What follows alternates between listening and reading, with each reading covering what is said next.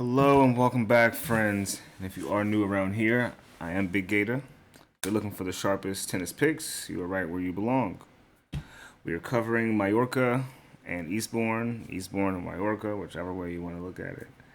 I put in the pinned comments below, for those that are new, the picks that we are playing for tomorrow, every day. So make sure you hop in the comments and check out what we're playing. Speaking of that, did anyone catch the short from yesterday? Hopefully you guys did. We took Jakob Mensik money line, and for the certified smoke, we took him at 2-0 set betting against Opelka. I told you guys after that match that I watched Opelka somehow make it through, he was not going to get much further after that one. So I definitely was happy with Mensik today. That was a great outcome. Hopefully you guys saw it. If you guys did see it, kudos. Anyway, I do this to those that are new to the channel. I have plays. They're free. You guys can take them, play them. Let me know what you guys play as well. I'm curious to know what people bet on. Yeah, so without further ado, we're going to continue on. Don't forget to like and subscribe. Okay, so we are in the quarterfinals now. So we have some matchups we can be looking forward to. Before we get into that, though, man, oh man. The matches I didn't want to touch for a reason. But Leonard Tien beating Ben Shelton in straight sets. We'll get to that, right? We'll get to that. All right, so first things first is Billy Harris versus Ugo Humbert. And this is the thing. Harris has been playing pretty decently. I think he's about 4-3 this season. Not playing too badly, but this will be the matchup that will be the one that's hard for him. They haven't seen each other before. Harris is in the UK, playing in the UK, from the UK, playing against the French Ugo. They're 122 ranks apart. Ugo has a bit better grass form, but as of recently, doesn't really been seeming like so. Billy Harris is also coming off of a two-match win streak against left-handed players. So, don't know, Ugo is left-handed. Mattia Bellucci is left-handed. Cam Norrie is left-handed. He went through all three of them. Or he's going to go through all three of them. We'll see if he ends up winning. I like the idea of Billy getting a set. I wouldn't bet it. I just like the idea of it. I think that's going to happen. I think that he has a bit of an understanding of what type of shots to be defending against lefties at this point. He ends up getting around to the 6-4 in each set.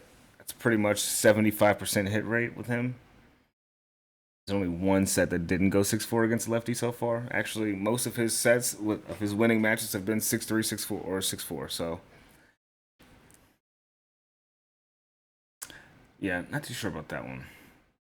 I mean, obviously, Ugo should be winning this, but Billy is got reason. There's things on paper that would say that Billy Harris could win this match. He's plus 330 to win. There's things that would say that he would get a set. It's plus money to get a set. So, is what it is. You let me know what you guys end up playing for that. I'm probably not going to touch that one.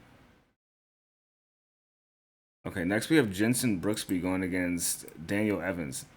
Now, I said in the short last night, I was like, Tommy Paul hasn't played a grass match since last year against Carlos Alcaraz. He also just lost against Carlos Alcaraz.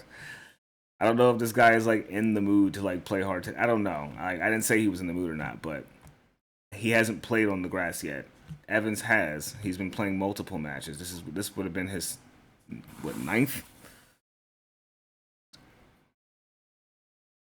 Yeah, that was his ninth match on the grass this season against Paul. That was Paul's first. That's why he ended up winning in 3 sets. Not surprised by that outcome.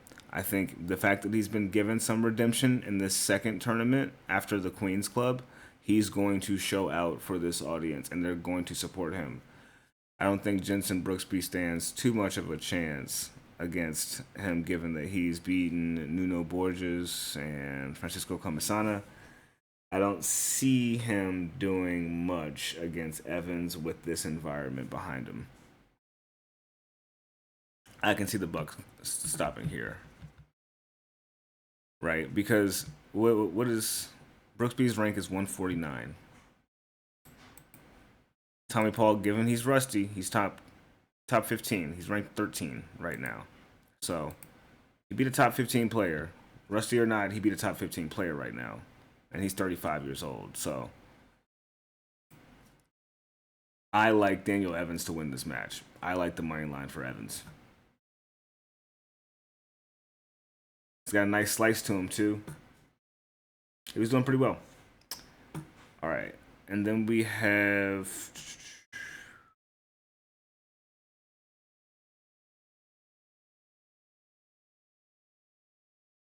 Excuse me. Oh, wow. We have Jakub Mensik versus Alejandro Fokina. It is currently 1-1 between them because we're not going to count the retirement. That would have made it 1-2. Mensik. But it is 1-1. There was a second set retirement from Mensik earlier last year, but they played each other and went to a 5-setter in the AO. Mensik lost in the third round to him. There was a tiebreak and a 6-4, multiple 6-4 sets. So this is the first time they'll be playing on grass. The last 3 times they played each other have been on just hard courts. They're 11 ranks apart.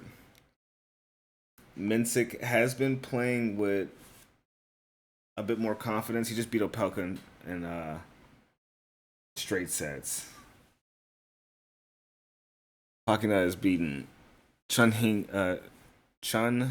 Sin Sang and James Duckworth.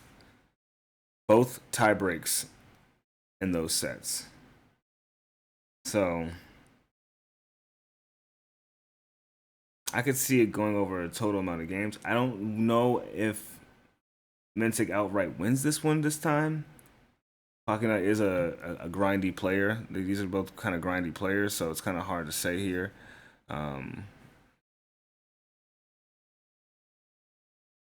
He's only played but 2 matches on the grass so far, but so has... This will be Mensik's 4th, so he's played twice as many matches at this point in time.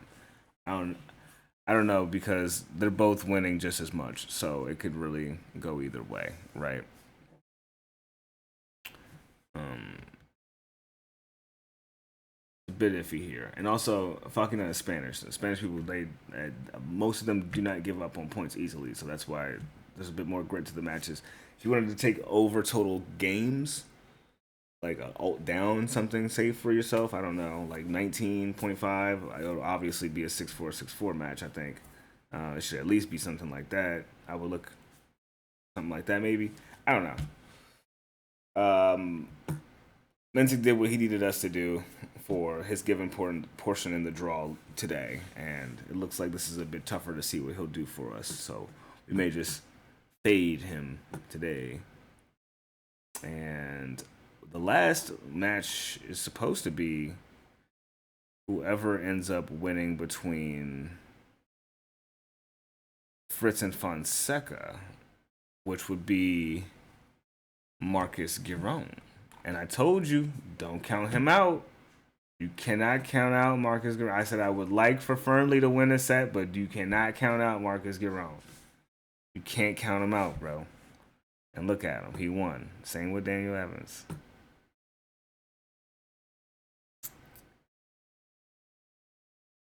Billy Harris beat Bellucci, right? So I think it's going to be Giron playing against either Fritz or Fonseca, if I'm not mistaken.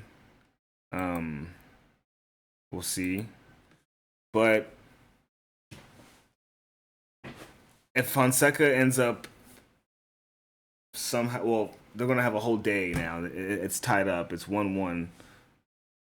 Fonseca somehow saved himself in set number 2 in a tiebreak, so they'll be continuing with a third set tomorrow, which I've never seen before. But okay, yeah. So we'll move on to the next thing now. We can move on to the next thing, which is Mallorca. Just kidding. No, I'm not kidding. That's Mallorca we're going to cover next. And we have... in our first match, we have Alex Michelsen going against Roberto Bautista Agut. What are we thinking? Come on, he's still here. He's still here. Bautista Agut is not going anywhere. On the grass, he is here to stay. He is 5-2 this season. He's having a great season on the grass. Michelsen is 4-2.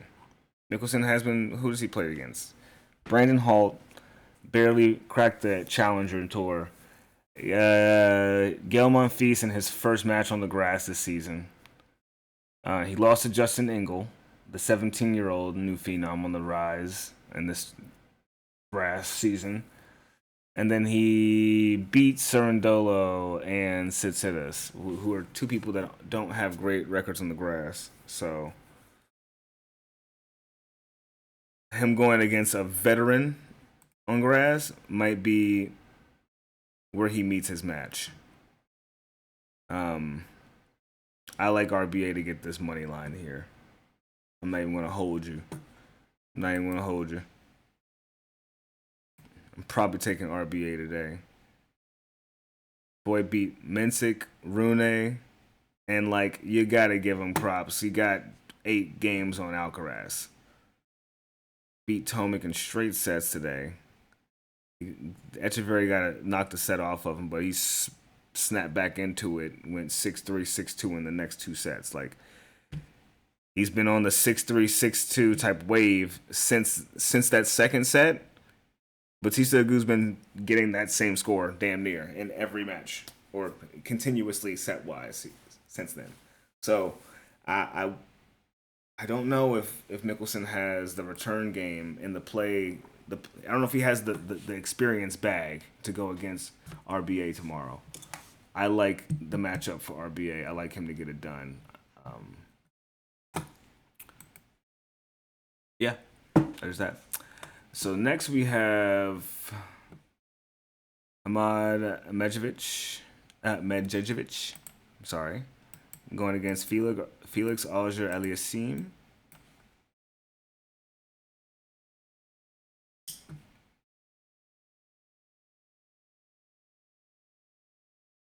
Felix is 4-2. Medjedovic is 2-1, which is damn near the same. He's played about 15 matches on the grass his entire career, and Felix has lost 16 in his entire career. So the experience is there. He's won 30, by the way. So he has 45 matches, over 45 matches underneath his belt. That's 3 times as many matches as Medjedovic. So given the rank, right? Medjedovic is 73, Serbian. Aliassime is ranked 27, Canadian.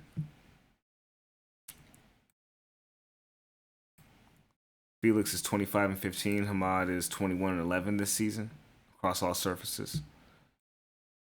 Felix has a 5.22% higher win rate on the grass, but with 3 times the sample size. So, you know how I feel about Felix. We love him here on this channel. We love him to death. Sometimes we love him so much we can't bet on him. Might have to watch him. This should be a match where you could bet on him. I feel like this is a match where you can safely bet on him to win. But you never know. Nothing is safe out here, right? And that's going to be it for that one.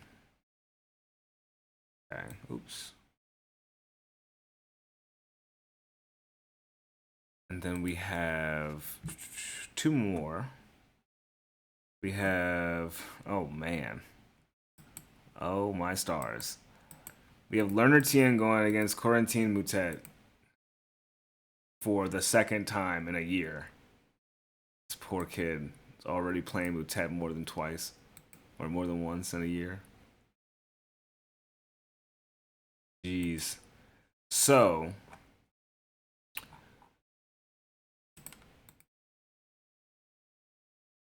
if you didn't know,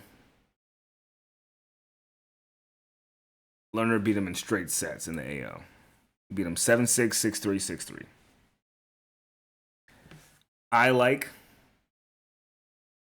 how well he played today, but also Ben Shelton was not that great today. Right? If you guys watched the match, or if you guys saw the stats of it at least, both sets that Leonard Tien won, he was down 0-3 in both sets and came back and won. Like, what? That's like completely not a thing. Like, that shouldn't have been a thing for Ben Shelton. So that's why I wanted to watch that match and see how someone like Tien is going to play against someone like Shelton. There's a lot of footage on Shelton to watch, so there's a lot to learn from. I don't know if Shelton's going to be doing that for Tien. I think that Tien might be doing that as a student of the game who's being around these new people. I think he does do shit like this. Okay, going against Moutet. Gosh, man, this guy is a trip. I saw a clip of the match he had against, who was he playing? Altmaier today. He served 6 underhand serves in the match, and then 1 and 2 tie breaks. Man, you can't even make that up. I don't even think you can make that up. I know it seems like danger, don't touch. I know it does, but I gotta ride for Leonard Tien here, man. It's not gonna be an official pick, but you know it's an official. You know it might not be in the pin comment, but I'm gonna bet on it. I'm gonna bet on Tien to win this match. When it's all said and done, the money's already put in. I'm already betting on it. It has to happen. We have our money on Tien. So, at this point now, we can actually should we talk about futures. Now that I'm actually getting access to the webpage on my sports books, because they weren't even letting me bet on. I didn't even think about talking about it in the videos because it wasn't an option on my sites. So, for Mallorca, we have the main winner we have is Felix. Second pick would be Bautista Agut. Third pick would be Michelsen, Diallo, Medjedovic, Moutet, Griekspoor, and Tien. Tien is plus 1,000. RBA is plus 500. Felix is plus 270. Honestly, this could be a well, first off, I'll tell you right now. And if I'm wrong, I'll put a sock in my mouth in the next video or for the next tournament. I don't see Talon Griekspoor winning the whole thing. I don't see Michelsen winning the whole thing.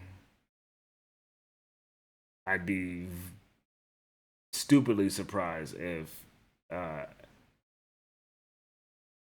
Medjedovic ends up winning the whole thing. Would I be surprised if Leonard Tien wins the whole thing? Not really. Felix, yeah. RBA, and I think it's between RBA and Tien, I think might be able to do it for the future, bro. I think Felix might chalk it somewhere. Someone might chalk Felix somewhere.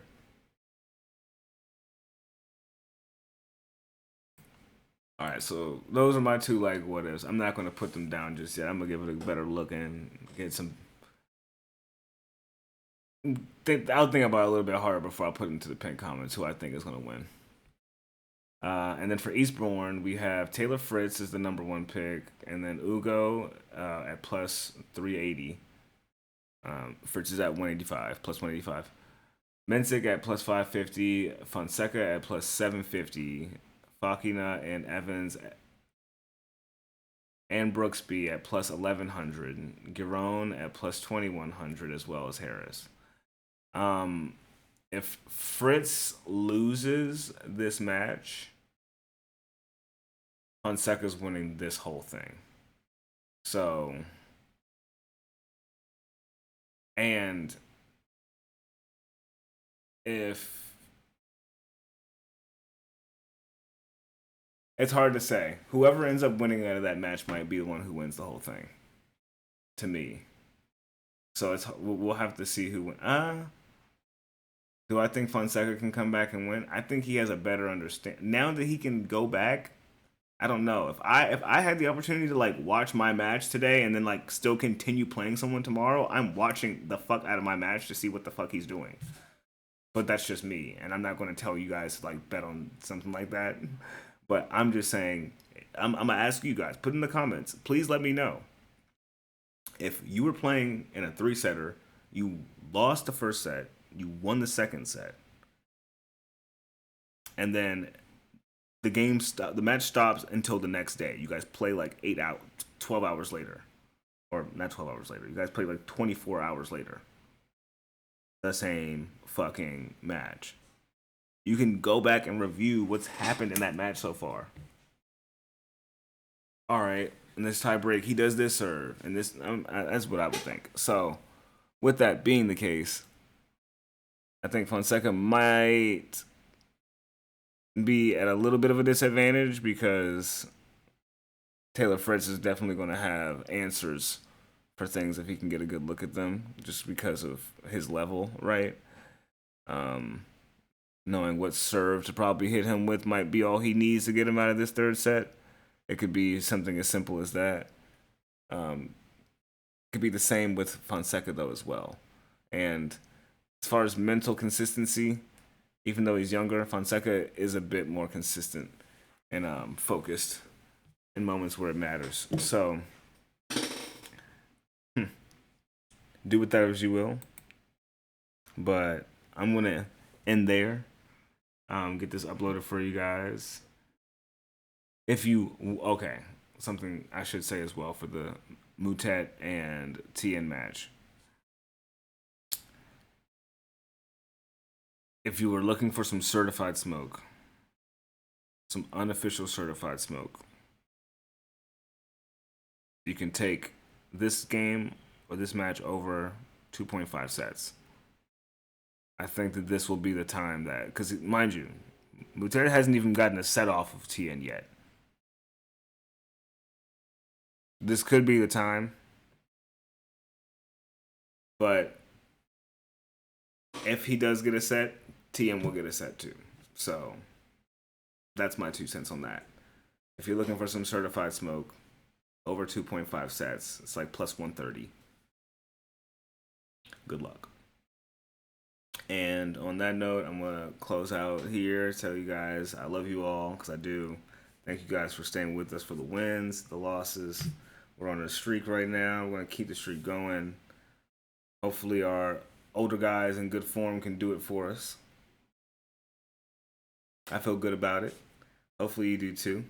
Hop in the comments. Let me know what you guys are going to do. Don't forget to like and subscribe. I'm Big GATAH, and I'm out. Take care.